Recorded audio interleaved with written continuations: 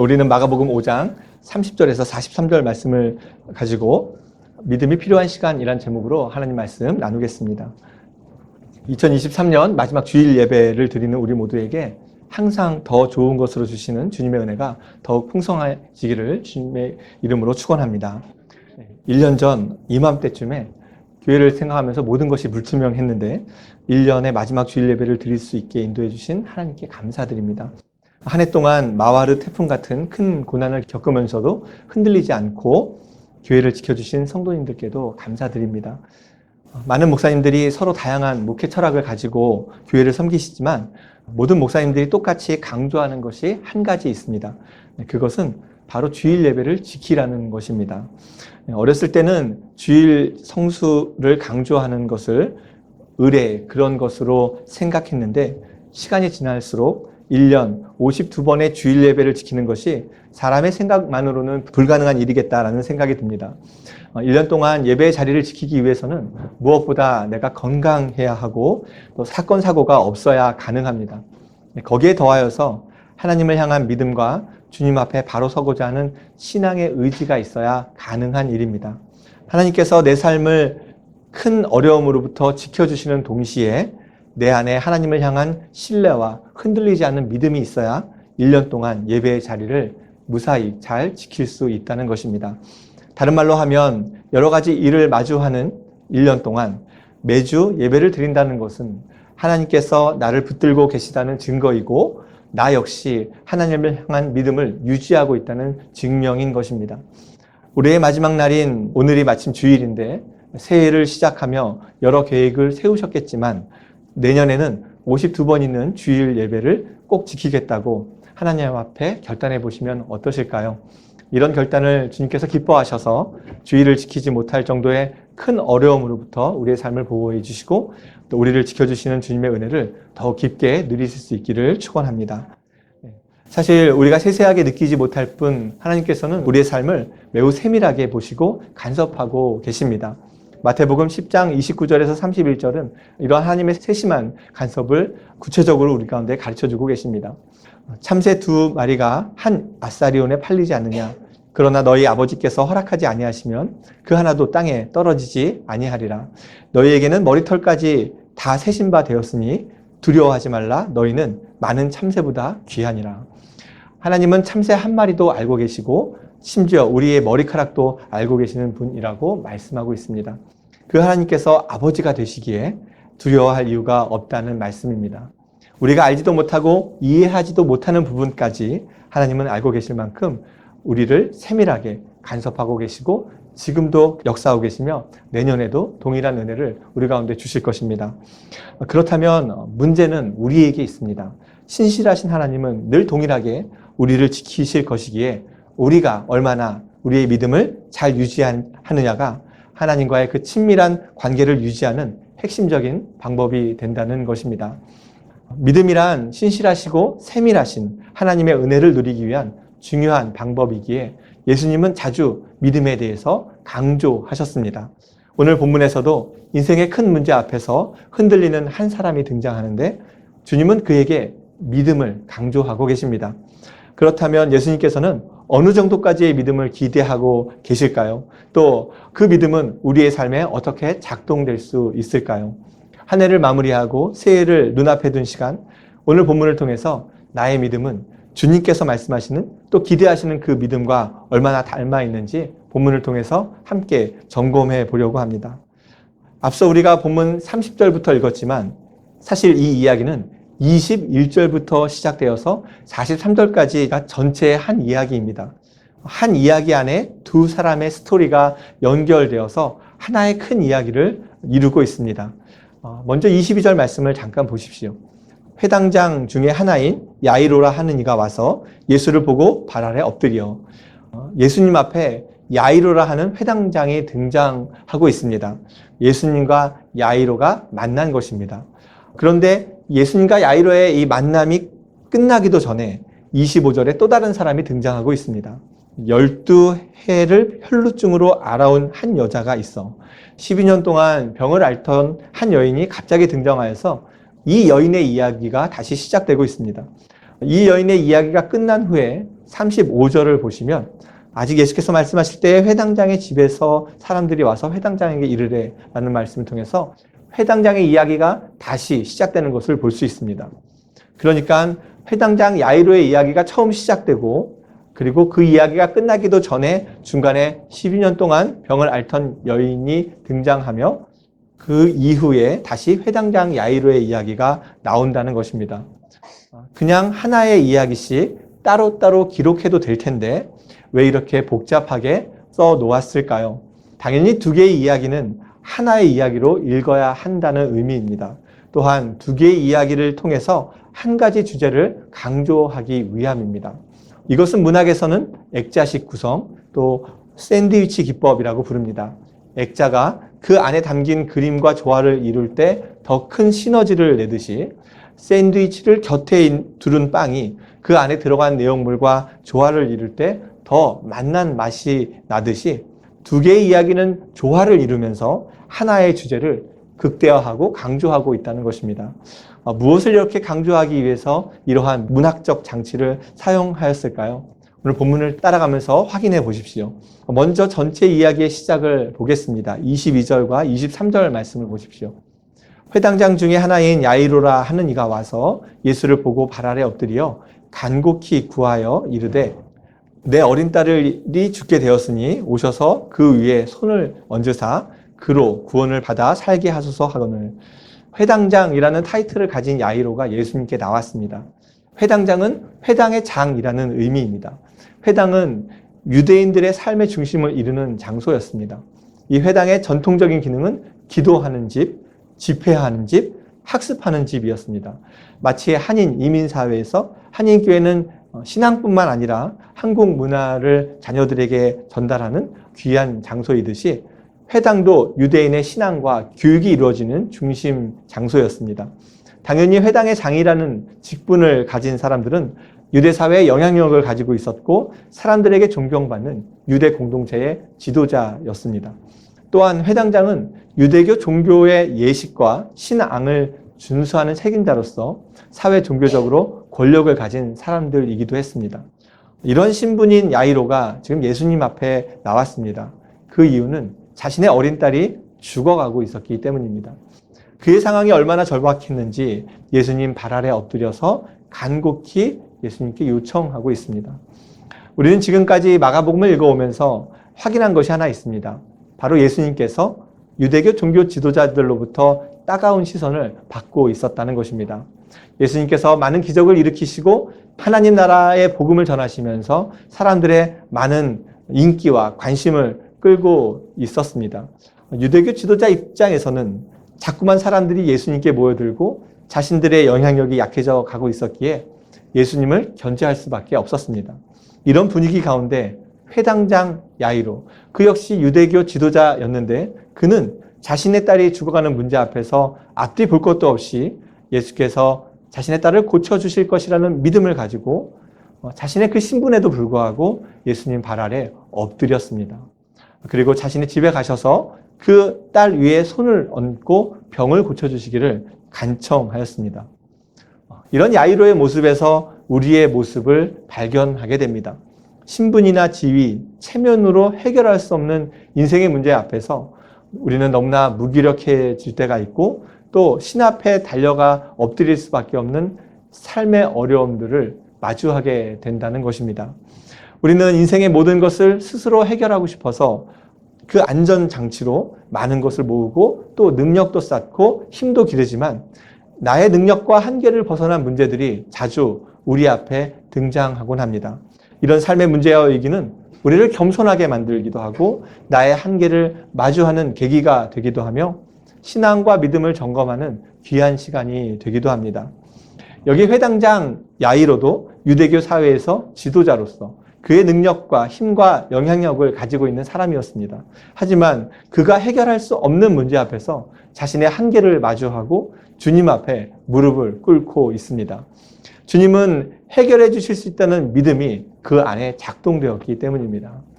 아무리 힘과 능력을 쌓아가도 우리는 이 땅에서 계속 내가 해결할 수 없는 문제를 마주하게 될 것입니다.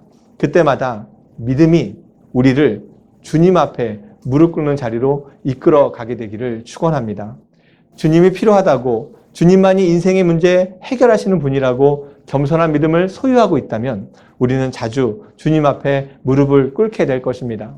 새해에도 우리의 기대와는 다르게 우리 가운데 어려운 문제가 있을 것이고, 우리의 마음을 복잡하게 만드는 일도 있을 것이고, 나의 한계를 느끼게 만드는 심각한 문제도 어쩌면 우리 앞에 놓여 있을지도 모르겠습니다. 그때마다 다른 곳을 향해 가지 마시고 주님 앞에 나와서 무릎 꿇게 되는 그 믿음을 소유할 수 있게 되기를 주님의 이름으로 축원합니다.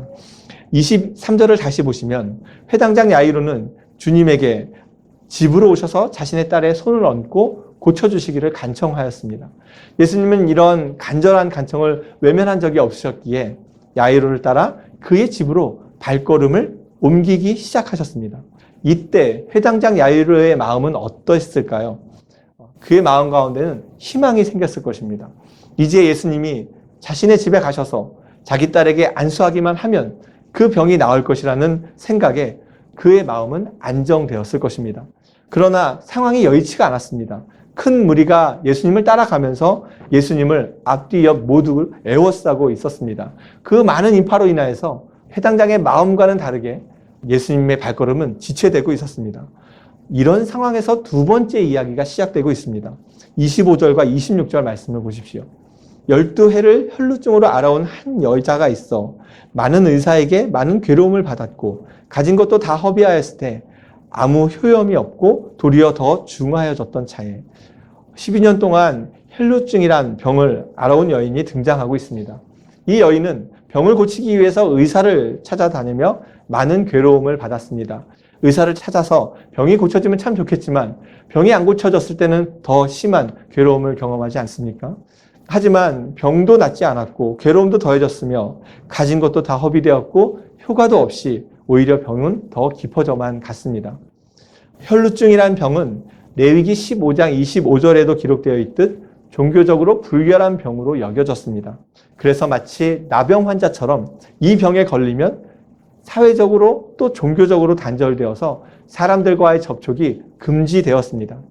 종교적 정결함이 중요했던 유대인들에게 종교적으로 불결한 사람들과 접촉하면 그 불결함이 전염된다고 믿었기 때문입니다. 그러니까 이 여인은 병의 문제뿐만 아니라 다른 사람들과 접촉할 수도 없는 그런 심각한 관계의 문제를 가지고 있었고 또 자신이 불결하다라는 이유 때문에 예배도 마음껏 드릴 수 없는 암울한 상황에 놓여 있었다는 것입니다. 이러한 사람의 힘으로 고칠 수 없는 이 나병이나 이런 혈루병 같은 병이 들면 유대 사회에서는 그것을 하나님의 저주로 보았고 죄의 결과로 보았기 때문에 그렇습니다. 그래서 죄를 지닌 사람이 어디 가서 다른 사람들과 접촉하면 그 죄가 다른 사람에게 전염되었기 때문에 모든 사람들과의 관계가 단절될 수밖에 없었던 것입니다. 그래서 이 불쌍한 여인은 가족마저도 가까이 지낼 수가 없었습니다. 이렇게 육체적으로도 사회적으로도 종교적으로도 모든 관계로부터 완전히 떨어질 수밖에 없는 상태가 무려 12년 동안 이 여인이 당하고 있었던 것입니다. 짧은 시간도 아니고 12해 동안 고칠 수 없는 병으로 인해 몸의 고통뿐 아니라 모든 인간관계가 다 단절된 사회적 죽음에 내몰려 있었고 종교적으로 정결하지 못했기에 예배도 드릴 수 없는, 그래서 스스로를 저주받은 삶이라고 여기며 모든 것을 포기한 절망적인 상태가 바로 이 여인이 가진 상황이었습니다. 이런 절망 속에 있던 여인에게 예수님에 대한 소문이 들려왔습니다. 예수님에 대한 소문을 듣고 그녀는 자신의 오랜 병이 고쳐질 것을 기대하면서 두려움 없이 주님 앞에 나갔습니다. 자신에게 마지막 기회라고 여겼을 이 여인은 주님께 나와서 이렇게 행동하고 있습니다. 27절과 28절 말씀입니다. 예수의 소문을 듣고 무리 가운데 끼어 뒤로 와서 그의 옷에 손을 대니 이는 내가 그의 옷에만 손을 대어도 구원을 받으리라 생각함일러라. 여인은 예수의 소문을 듣고 무리 가운데 끼어들었습니다. 12년 동안 사회적으로 고립되고 단절되고 상처가 가득한 이 여인이 많은 사람들의 무리 가운데 끼어드는 것은 그가 갖고 있던 모든 두려움을 깨고 나와야 하는 용기가 필요한 일이었습니다. 사람들의 시선이 두려웠을 것이고 다른 사람들과 부딪히는 일도 두려웠을 것이며 예수님은 자신은 어떻게 대할 것인가 하는 그런 두려움도 있었을 것입니다. 그러나 그 모든 두려움을 뚫고 무리 사이를 헤집어서 예수님께 나아갔습니다. 사람을 뚫고 주님이 손이 닿을 만한 거리까지 다가섰지만 이 여인은 차마 주님에게 자신의 몸에 손을 대주시기를 요청할 수가 없었습니다. 그렇게 하면 자신의 부정함이 전염될 것이기에 그런 그녀에게 아무도 손을 대고 싶지 않았을 것이기 때문입니다. 그래서 자신이 예수님의 옷에 손을 대고자 했습니다. 그렇게만 해도 병이 나을 것이라는 믿음이 이 여인에게는 있었기 때문입니다. 그런 그녀가 예수님의 그 옷에 손을 대자 어떠한 일이 일어났습니까? 29절 말씀을 보십시오. 이에 그의 혈루 근원이 곧 마름에 병이 나온 줄을 몸에 깨달으니라. 이 병의 근원이 고쳐지고 병이 나온 줄을 몸에서 깨닫게 되었습니다. 그 병의 특성상 이 병이 나았다는 것은 이 여인 혼자서만 알 수 있었을 것입니다. 두려움을 뚫은 그녀의 간절한 믿음은 이렇게 그녀의 오랜 병을 즉시 고침을 받게 하였습니다. 그런데 흥미로운 것은 이 기적에 대한 예수님의 반응입니다.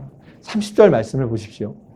예수께서 그 능력이 자기에게서 나간 줄을 곧 스스로 아시고 무리 가운데서 돌이켜 말씀하시되 누가 내 옷에 손을 대었느냐 하시니, 예수님은 자신의 능력이 나간 것을 느끼시고 그 자리에서 멈추어 섰습니다.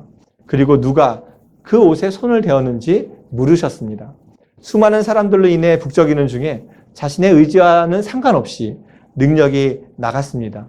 무엇이 주님의 능력을 일으켰습니까? 여인의 간절하고 용기 있는 믿음이 주님의 능력을 일으킨 것입니다. 그런데 예수님은 이것을 인지하시고 누구냐고 묻고 계십니다. 한시가 급하게 야이로의 딸을 고치러 가셔야 하는데 주님은 굳이 가던 길을 멈추고 누가 믿음으로 주님의 능력을 일으켰는지 찾고 그 사람을 사람들 앞에 세우고자 하신 것입니다. 주님이 찾으시는 말에 여인은 이렇게 행동하고 있습니다. 33절 말씀입니다. 여자가 자기에게 이루어진 일을 알고 두려워하여 떨며 와서 그 앞에 엎드려 모든 사실을 여쭈니, 병이 나았다는 것을 안 이 여인은 주님이 자신을 찾으시자 두려움을 느꼈습니다. 함부로 손을 댄 것에 대한 두려움, 그런 자신을 찾으시는 상황에 대한 두려움, 수많은 사람들의 모든 주목을 받아야 하는 두려움, 이 모든 두려움이 있었을 것입니다. 그래서 떨며 예수님 앞에 엎드렸습니다. 예수님은 믿음으로 병 고침을 받은 그녀를 모든 사람 앞에 세우셨습니다. 그리고 그 여인에게 방금 일어난 일을 많은 사람들 앞에서 간증하게 하셨습니다. 예수님은 왜 그러셨을까요? 이 여인에게 병 고침뿐만 아니라 모든 관계를 한순간에 회복시켜 주시고 싶으셨기 때문입니다. 주님의 목적은 병이 낫는 것에만 그치는 것이 아니라 사회적으로, 종교적으로 그 배척당하고 고립되어 있던 그 모든 관계를 정상적으로 한순간에 돌려놓기를 원하셨던 것입니다.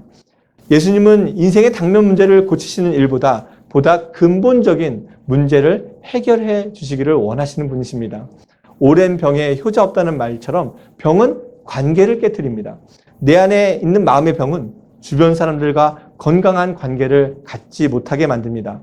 돈이나 재물의 문제는 반드시 관계가 깨지는 일로 이어집니다.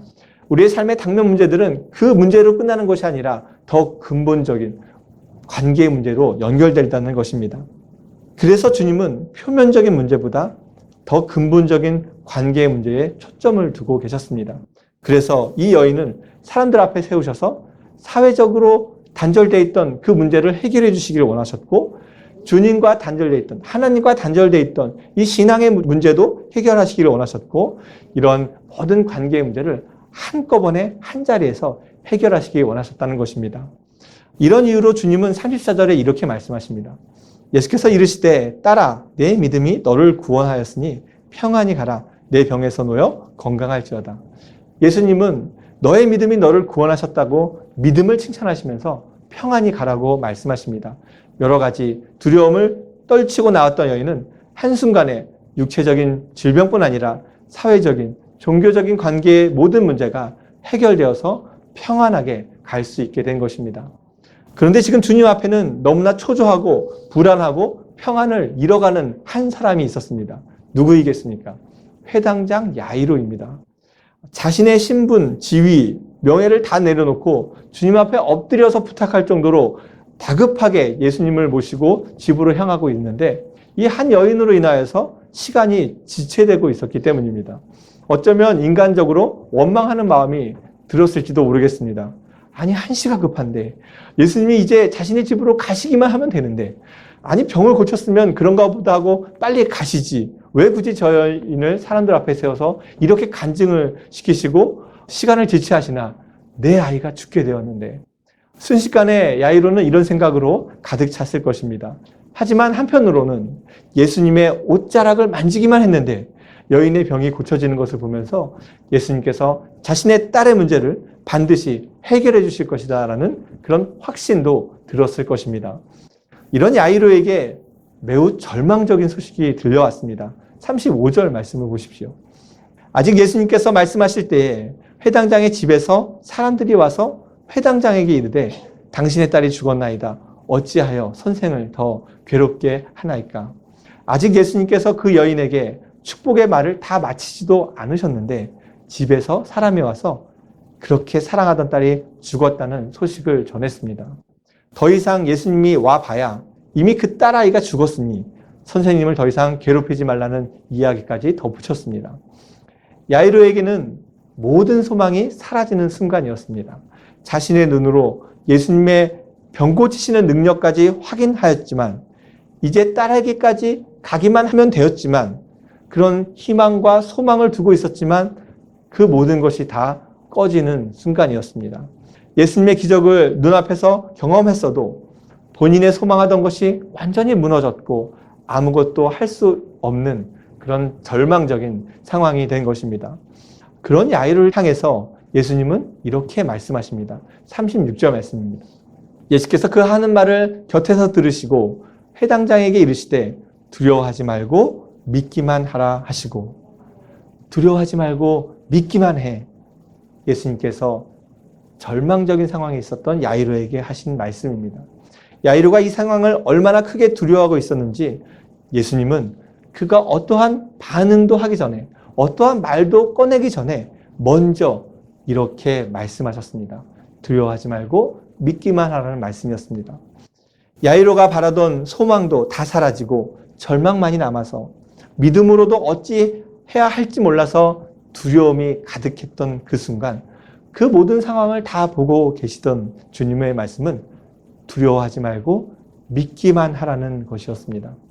지금 야이로가 큰 두려움에 사로잡힌 이유는 그의 모든 소망이 다 사라졌기 때문입니다.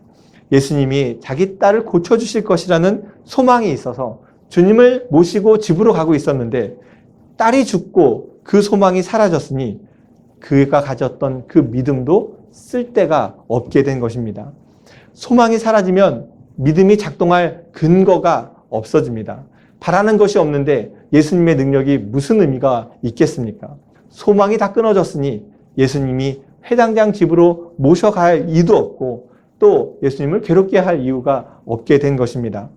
그러나 이런 야이로의 연약함을 다 아시면서도 주님은 놀랍게도 12년 동안 병으로 앓던 여인을 고쳐주셨고 그를 사람들 앞에서 간증하게 하시면서까지 시간을 지체하셨습니다. 그동안 야이로가 가진 모든 소망이 다 끊어지고 믿음마저 작동할 근거가 사라졌지만 바로 그런 때에도 주님은 두려움에 빠져 있지 말고 믿음을 갖기를 요청하신 것입니다. 새해를 시작하며 여러 가지 계획과 소망을 가지고 힘차게 출발해도 예측할 수 없는 삶의 위기와 절망은 우리를 덮쳐와서 소망이 사라지고 온통 두려움에 쌓여서 어찌해야 할지 모르는 현실을 마주하게 될지도 모르겠습니다. 하나님을 믿지만 삶이 주는 문제와 어려움 앞에서 하나님은 정말 나를 사랑하시는가? 이 믿음이 정말 의미가 있는가? 그런 의심이 생기는 일이 일어날지도 모르겠습니다. 그럴 때마다 오늘 야이로에게 하신 주님의 말씀, 두려워하지 말고 믿기만 하라는 이 말씀을 기억하십시오. 소망이 끊어지고 믿음의 의심이 생길 때마다 두려워하지 말고 믿기만 하라는 이 예수님의 말씀을 붙들어 보십시오. 주님께서 소망도 다 끊어진 현실에서 우리를 어떻게 이끌고 가시는지 믿음으로 한번 버텨보십시오. 말씀을 기억하고 붙들고 신뢰하는 그 믿음의 자리에 그 믿음이 불러오는 또 다른 소망이 반드시 일어날 것입니다. 예수님은 말만 하시는 분이 아니셨습니다. 두려워하지 말고 믿기만 하라고 하신 후에 야이로의 집에 친히 찾아가셔서 이 아이는 죽은 것이 아니라 잔다라고 하셨습니다. 그 주님의 말씀에 사람들은 어떻게 반응했는지 40절을 통해서 한번 주목해 보십시오. 40절 말씀입니다. 그들이 비웃더라. 사람들은 주님의 말씀을 비웃었습니다. 예수님께서 아이가 잔다고 말씀하셨는데 사람들은 그 말씀을 듣고 비웃었습니다. 그들이 왜 비웃었을까요? 한마디로 주님의 말씀을 믿지 않았기 때문에 그렇습니다. 말씀을 믿지 않는 사람들에게 절망적인 상황은 믿음은커녕 냉소와 비웃음만 가져올 것입니다. 큰 지진이나 전쟁의 참혹함 앞에서 예수님을 믿지 않는 사람들은 신이 어디 있냐고, 무엇을 하고 있느냐고 냉소와 비웃음으로 따지는 것만 봐도 그렇습니다. 주님을 향해 비웃는 것은 믿음이 없는 사람들의 모습이고 이들의 냉소와 비웃음은 때때로 믿음이 있는 우리에게도 향해 옵니다. 말씀대로 살려고 힘쓰고 어렵고 힘든 상황에서도 믿음을 지키려고 하면 우리는 세상으로부터, 우리 주변으로부터 비웃는 소리를 듣게 된다는 것입니다. 요즘 같은 시대에 슬쩍슬쩍 거짓말 좀 하면 어때? 얼마나 나에게 큰 이익이 돌아오는데 왜 혼자서 그렇게 정직하게 살아? 다들 교회에서만 신앙 좋은 척만 하지 교회 나가면 다 똑같이 살아. 다 자기 생각대로 자기 원하는 대로 살아. 왜 그렇게 혼자 신앙 있는 척해? 무엇을 그렇게 말씀대로 살려고 해? 너 혼자 믿어? 다들 대충 믿는데 왜 그렇게 심각하게 믿어? 기도한다고 다 응답받는 것도 아닌데 왜 그렇게 굳이 새벽 기도회까지 나가서 기도를 하는 거야? 우리가 믿음을 지키려고 몸부림을 치면 칠수록 이런 비웃음들을 경험하게 될 것이고 이것 또한 신앙인으로서 우리에게 주어지는 시험입니다. 말씀에 대한 비웃음은 외부에서뿐 아니라 내 안에서도 나오곤 합니다. 주님께서 우리 가운데 말씀하실 때 우리는 그 말씀을 신뢰하지 못한다는 것입니다. 원수를 사랑하라고요? 나는 사랑을 받으려고 믿는 것이지 남을 사랑하려고 믿는 것은 아닙니다. 용서하라고요? 내가 받은 상처가 얼마나 큰데 어떻게 저런 사람을 용서할 수 있습니까? 주님만을 자랑하라고요? 나를 알아주지 않으면 무슨 기쁨이 있습니까? 내 자랑도 해야 되는 것 아닙니까? 겸손해지고 낮아지라고요? 그것은 주님 같은 분이시나 하는 것이지 왜 저에게 그런 말씀을 하십니까? 이런 생각들이 있다면 그것은 말씀을 비웃는 것입니다. 말씀을 비웃는 이유는 분명합니다. 죽은 것이지 자는 것이다 라는 그 말씀을 믿지 않은 사람들처럼 주님의 말씀을 믿지 않기 때문입니다. 말씀 앞에서 우리는 늘 외부에서는 물론 내 안에서 나오는 불신의 비웃음을 마주하게 됩니다. 그 불신의 비웃음 앞에 예수님은 우리의 가운데 이렇게 말씀하십니다. 두려워하지 말고 믿기만 하라는 말씀입니다. 이 말씀을 따라 두려워하지 않고 믿는다면 우리는 주님의 말씀대로 살아가고 있을 것입니다.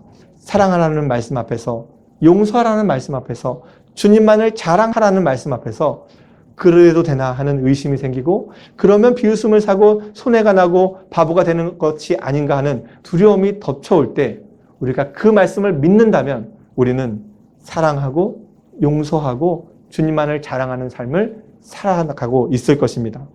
어떤 상황에서도 내가 바라는 모든 소망이 다 끊어진 그 순간에도 주님을 신뢰한다면 말씀에 따라서 두려움에 매몰되지 않고 말씀을 신뢰하며 말씀을 지켜갈 것입니다. 믿음은 항상 두려움을 동반합니다. 눈에 보이지 않는 하나님을 믿는다는 것. 그것은 반드시 두려움이 따르기 마련입니다. 눈에 보이지 않는 하나님이 나를 사랑하시고 내 삶의 계획을 가지고 계시며 말씀을 지키는 삶을 통해 그 목적을 이루어 가실 것을 믿는다는 것은 결코 우리 가운데 쉬운 일이 아닙니다. 말씀대로 사는 삶에 대한 두려움은 새해에도 우리 앞에 계속 놓여 있을 것입니다. 하지만 이런 우리에게 여전히 주님은 두려움 없이 믿는 믿음을 기대하고 계십니다. 머리털도 세실 만큼 세심하게 우리를 붙들고 계시고 언제라도 함께 하실 것을 약속하시는 주님은 우리에게 모든 두려움을 깨고 믿음을 소유하기를 바라고 계십니다. 삶의 여러 문제와 어려움 앞에 믿음을 유지하는 것은 큰 도전이겠지만 그런 우리에게 주님은 여전히 두려워하지 말고 믿음으로 말씀에 순종하라고 오늘 우리 가운데 말씀하고 계십니다. 이런 주님의 말씀을 신뢰한다면 우리는 어떤 상황이라도 말씀 위에 인생을 세워갈 것이고 말씀에 따라서 말씀에 순종할 것입니다. 오늘 우리 모두가 이 주님의 말씀을 가슴 깊이 새겨놓고 새해를 맞이할 수 있게 되기를 소망합니다. 새해에도 여전히 온전한 믿음을 가지고 말씀대로 살아가는 것이 두렵고 어렵겠지만 그때마다 두려워하지 말고 믿기만 하라는 이 말씀을 기억하고 말씀대로 살아내는 우리 모두가 되기를 축원합니다. 이런 우리를 축복하셔서 믿음을 더하여 주시고 주님과 동행하는 삶임을 만민이 알게 해 주시기를 주님의 이름으로 축원합니다.